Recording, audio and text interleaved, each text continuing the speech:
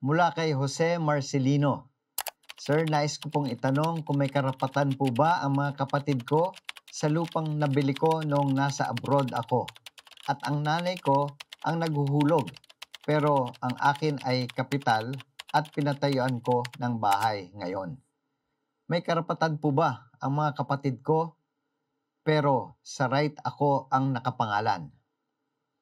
Jose, kung ikaw ang nagbabayad o naghuhulog sa lupa at ito ay nakapangalan sa iyo at wala namang kontribusyon ang iyong nanay o mga kapatid sa paghuhulog dito, wala silang karapatan sa lupang ito. Pero kung nanay mo ang nagbabayad para sa lupa at ikaw naman ang namumuhunan sa bahay, may karapatan ang nanay mo na mabayaran para sa ginastos niya sa lupa o kaya naman ay babayaran ka niya para sa ginastos mo sa bahay. Ipinapalagay ko na nabubuhay pa ang nanay mo, kaya walang karapatan dito ang mga kapatid mo. Kung di kayo magkakasundo sa kung sino ang magbabayad para sa kung ano, ang general rule ay ang accessory follows the principal. Sa kasong ito, ang bahay ang accessory at ang lupa ang principal, kaya mas may karapatan na bilhin ng may-ari ng lupa ang bahay.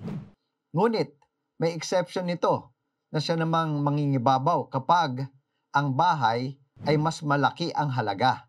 Kaya kung mas mahal ang halaga ng bahay kaysa sa lupa, mas may karapatan ang may-ari ng bahay na bilhin ang lupa.